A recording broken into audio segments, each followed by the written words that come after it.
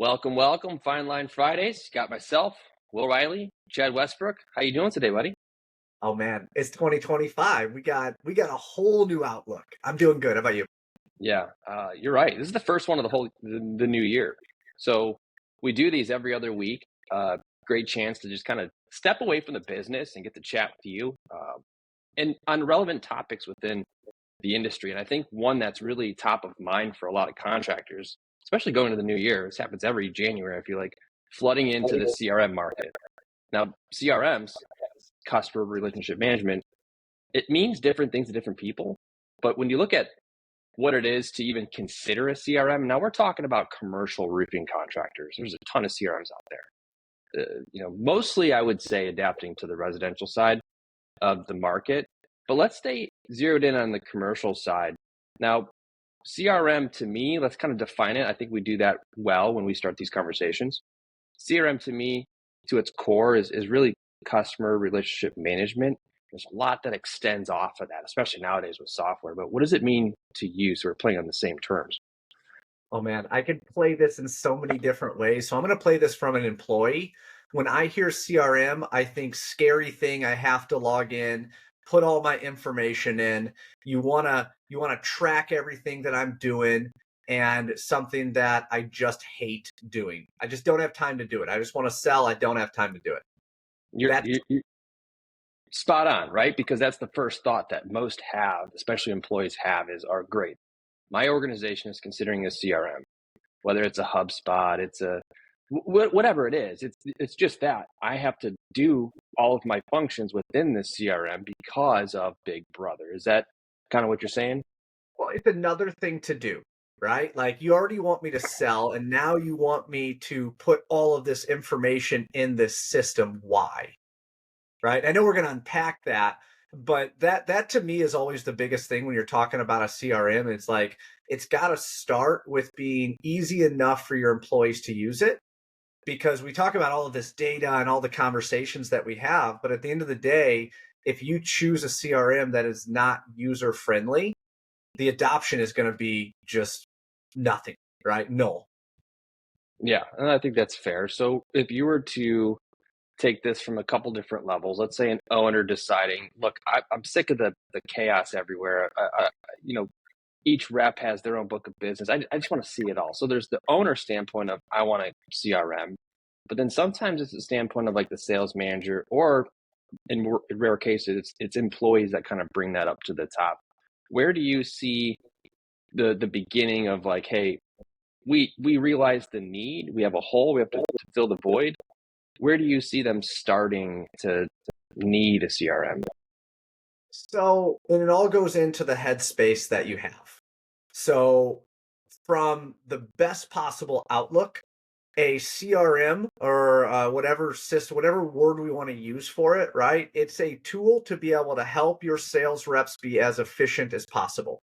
Now, it's not always viewed as that, right? But if it can remind your sales reps when to call somebody, or the last conversation they had a month ago, or what jobs are going to close this week, your sales reps have so much more capacity to be able to focus on what they need to focus on. And to me, that's one of the biggest benefits of a CRM, but you have to stage it correctly of why you're putting into the business. Now, I'll step to the opposite side, like the owner side. And I always ask the question, why? Like, what's the win? What information do you need? Right? Because it's so easy to get pulled into this data report world that like it can do all of this different stuff and it can give me all of this different stuff. And what happens is you just burden your employees with more data, more data, more data. And if it's not rolled out correctly, it can be one of the most successful things a company does. It can also be one of the things that, possibly could fall on its face. I tend to agree there. And my thoughts often go, let's kind of consider a successful implementation of a CRM, because the honest input is that the majority of CRMs that are bought and implemented, they fail. And that's a stat that still exists today. But if you Mhm. do it correct, you take a manual process and then kind of automate that. Yes, they all have, a lot of CRMs have all these features, these really cool, nice to haves. But if you boil that down to like, okay, what's our process first? All right, We sell a product, we have a book of business, we go out into the market, we contact this book of business, we put proposals out, we have to follow up on those proposals. Like just that in itself, like what does it take to manage that? And then go look through the CRM options and just find one that handles those basic needs. It's easy to get lost in the sauce, but if you can handle those basic needs, and then the team, to your point, gets adoption, because when a sales rep sees value and they're like, okay, hey, this thing actually showed me my open list of quotes. It reminded me of more sales. It helped my paycheck get larger. There seems to be this adoption, but it's hard to pull off if you are trying to accomplish so many different things. You've seen that too, where like, hey, it could do hail tracing. Hey, it could do auto reminders. Hey, it could do, proposals. And it's like, all right, where are we starting, right? So for you and the contractors you work with, where do they see the most success when they are at the early stages of CRM implementation? So I'll say CRM is probably more of a buzzword. It's something that your business has to have because people say your business has to have it. To break it down, and this is in my biased opinion, to break it down in the most simplest form, it's activities and opportunities, right? An activity is anything that you're going to do that is not connected, right? Or I'll say that is connected into an opportunity, which is a dollar amount. So if you're going to go meet with someone, let's just say you're going to do a drop, or you're going to put a phone call in. Well, that's an activity to be able to create an opportunity. And I'm talking about on the sales side right now, but that's a reason we would put something in our system. Another thing that comes to mind, when I was running a telemarketing team, they would constantly put in the notes, because they had to put a note for each one, right? Left message. And it wouldn't even say left message. It was just LM. And what ended up happening is they stopped caring about what the notes were, and they just started completing activities because they had to complete it. Well, you would go into this record, and this record would have like 14 LMs, but we didn't know who it was for. So when we start talking about like why are we doing this, right? If it's to become more efficient with how we're managing the sales side of our business, if we're going to be more efficient with our customer communication, which is still part of a CRM, right? Like, what are we doing to be able to manage the activities or the outward communication? Number one, whether that be on a scheduled day and time, or are we doing it to be able to manage the opportunities, which is the dollar amounts, the quotes, and the sales, right? There's a lot of things that tie into all of that. But at the core, that's always, when I think of CRM, I always think of activities and opportunities as like the baseline. Do you see it the same way or differently? I do see it the same way, and it reminds me, of the very early pioneer, at least in the roofing space, ACT. You remember ACT? It was like that's all that it did. Is it was manage your companies you were working with, the deals, the contacts, and like that's the crux of it all. And as CRMs matured and developed and got bigger and larger and more broad, they started extending more options throughout that sales process, right? So take your example of, I'm reaching out, I'm following up, I got proposals. Well, CRMs now can actually manage the picture taking process, the proposal generation process, the estimating process, and even extending into the production side, which is really cool. But in order to pull any of this off, this implementation of a CRM off, we need to start at the very beginning, not at the end. And that was kind of my point earlier is, sometimes we just need to be able to generate invoices. So we go and we buy this new shiny toy, but it requires CRM first before invoicing is successful. So it's tough, but let's talk about kind of the where to start, because I think, and I'd like to get your thoughts on this too. I think just understanding your model, and when I say model, like your operating procedure, it doesn't have to be fully baked out, but your way of doing business, and like have that be understood. Then go seek CRM options. 100%. And I'll go back to a few of these that we've talked about before. So my business model is people, process, technology, goals, right? Those are the 4 steps inside implementing into the business. So one, people, who do you have? And most people will tell me they don't have a process, right? It's like, no, we don't have a process. We don't have anything drawn out. And that's not true, because you do, complete work. You do invoice tickets. You do have money that goes into the bank. So there is a process. It's just not documented yet. And then when technology comes into play, right, step 3, what we're trying to figure out is what data do we want to harness? Because there's massive amounts of data. We could talk about the data that's probably on a spread or a notepad right now, of every phone call you made, every note that you took, right? Like, what data do we actually want to track? And to me, that's number one. Because you mentioned it, right? We just need to create proposals. Okay, that's fine. We can create proposals, but where does the customer name, the bill to contact, is it a taxable entity? I can go down the list of data that we have to have in order to be able to create that invoice or create that proposal, right? So most of the time you're looking at some type of QuickBooks or accounting system, which is not necessarily a CRM, but it is harnessing data for you. And I think it's the same objective when you start talking about a CRM or managing that customer relationship side, that we're going to get deeper into what data do we want to manage, right? What data do we want to wrap our hands around and start being smarter with? I think that's fair.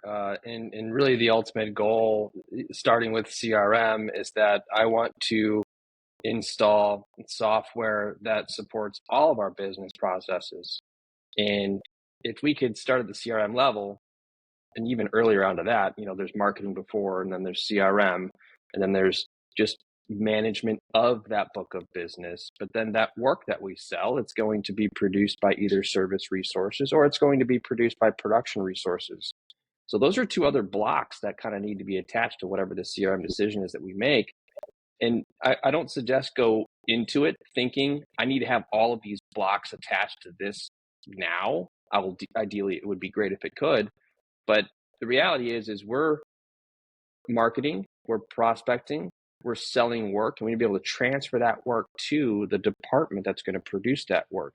And ideally, we are still connected in with that department. So the sales rep, the department, the customer can all be on the same page. And if you accomplish that, it's a beautiful thing.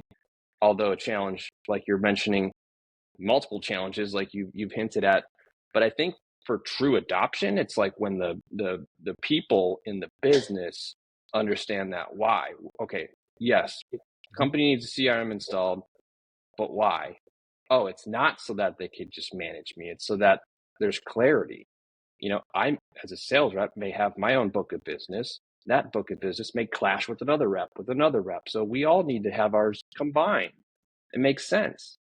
It helps me as a salesperson clearly understand what my commissions are, what's due, what's owed, what's all these things. So I love the idea of just starting at the beginning and then helping contractors advance all the way through to the end.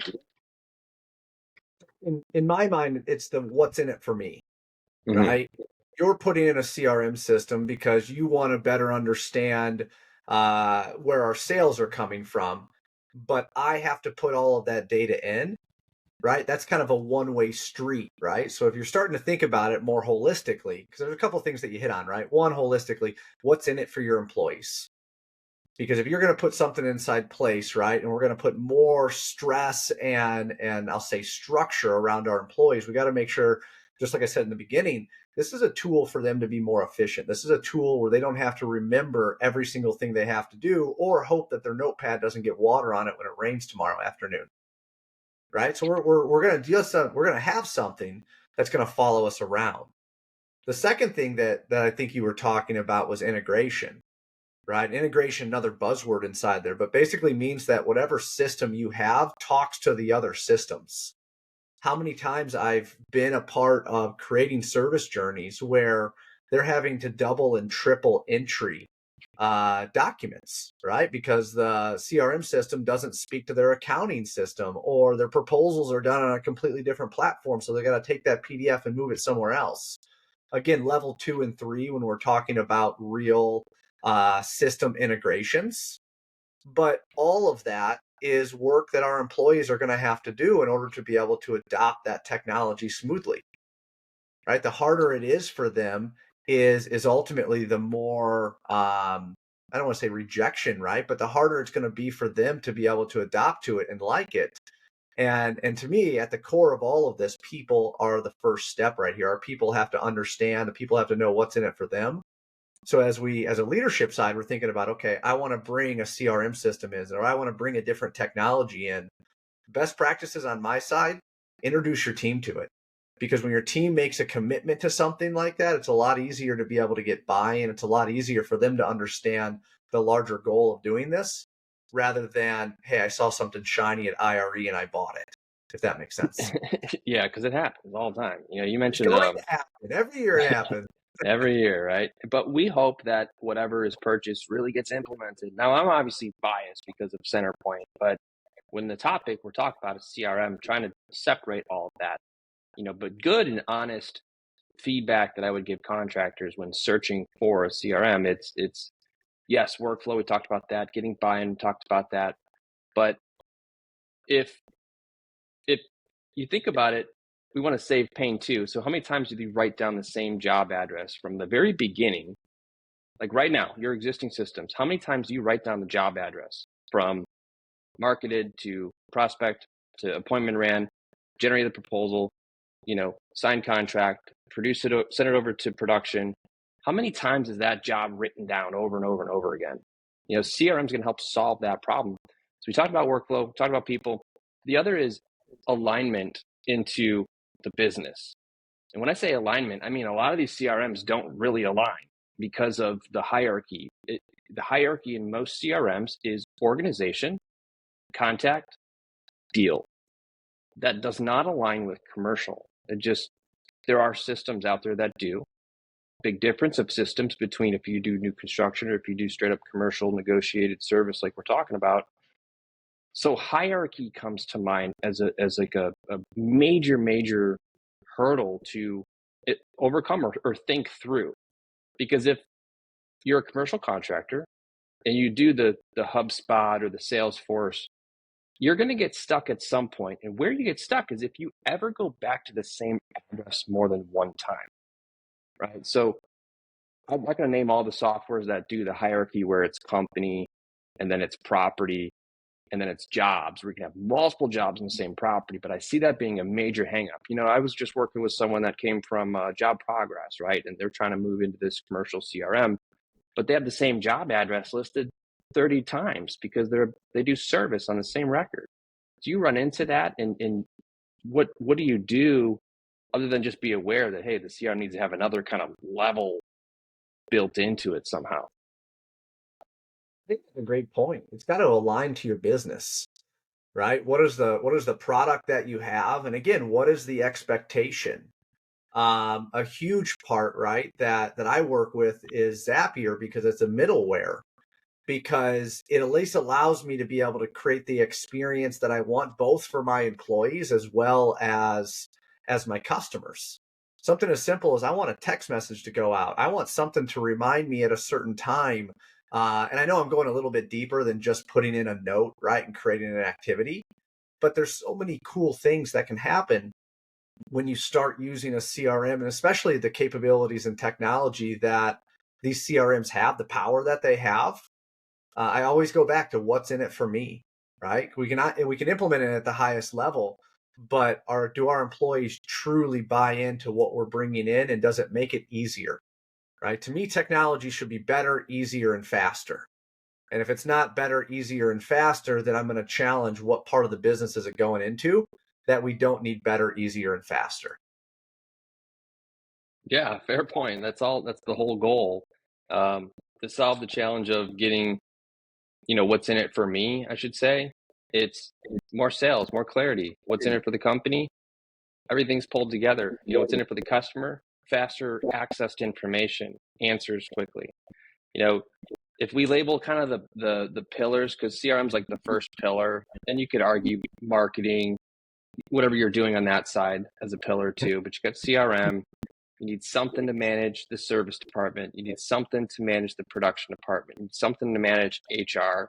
Then you have accounting. I see it as kind of 5 ultimate systems. And you could be aware, even though if you're looking at CRM today, you can still be aware of the other 4 down the road, because I do think it should have some consideration, because if you get everyone all bought in on the CRM and it's working great for your business, but it doesn't tie into anything long term and your business is growing and you didn't think ahead, that could be catastrophic. So does it integrate? That's a great question. You mentioned Zapier.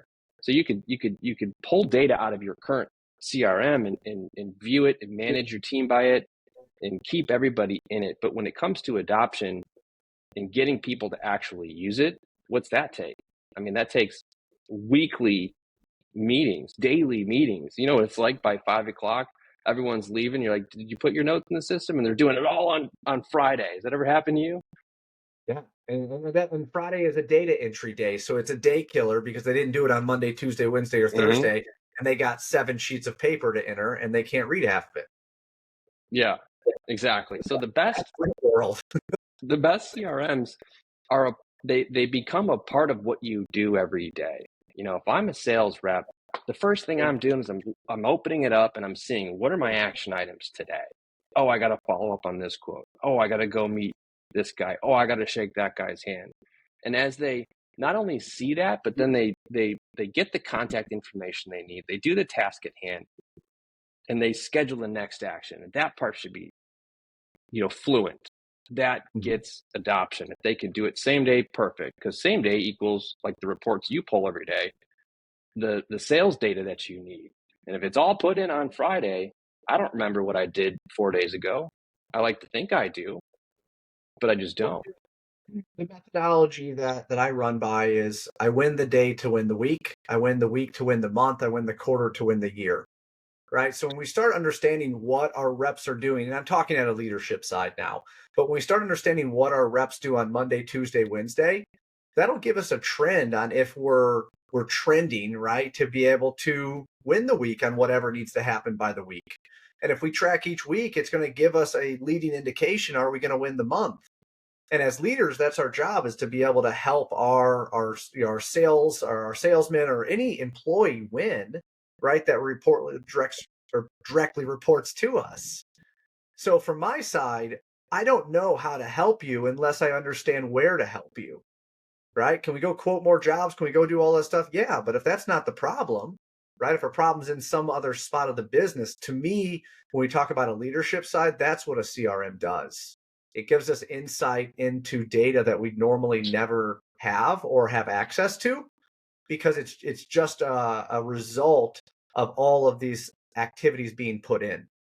The one thing, the freebie that I'll throw out that changed really a lot when I was implementing sales reps is voice dictation, right? Every single phone, I would just click the button. And I don't even type notes anymore when I'm out and about. Half the time, my computer, if you're on a Mac, you can hit function twice, and it's a shortcut to, again, voice dictation. We don't have to type. So like, I get that some different generations struggle with typing on keyboards and stuff like that.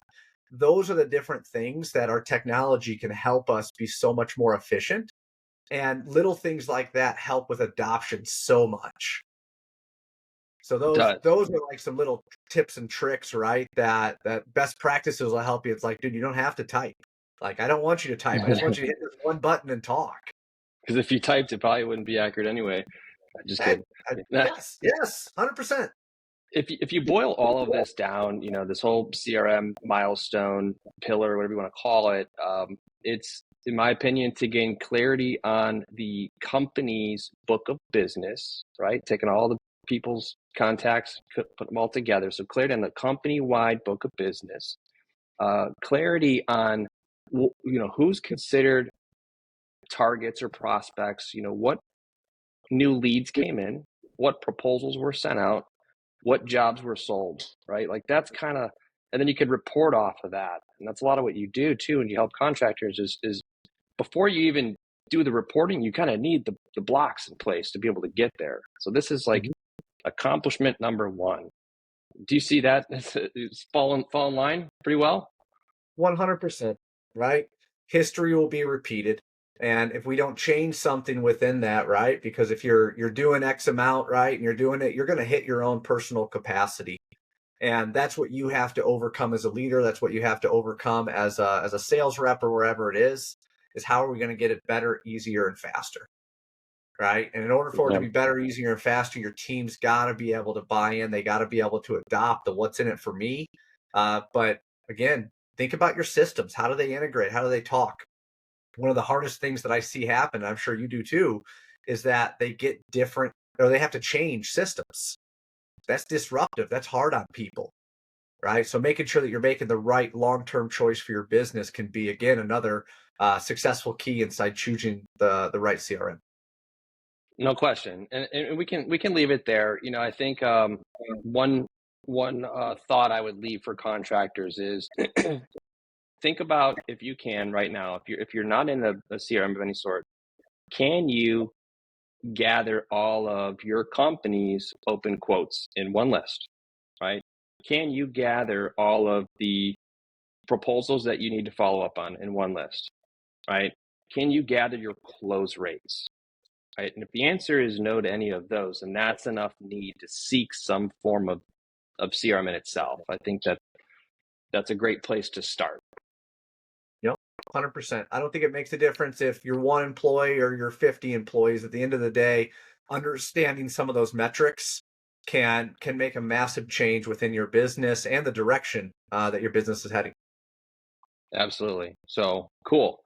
Love this. First one of the new year. If you guys want to see certain topics, throw them in. Email us, go to the site, email us. We've got them all planned out, but certainly we are subject to change depending on what's hot and buzzing within the industry. Chad, thank you so much for joining. I do enjoy these. We'll catch you 2 weeks from now.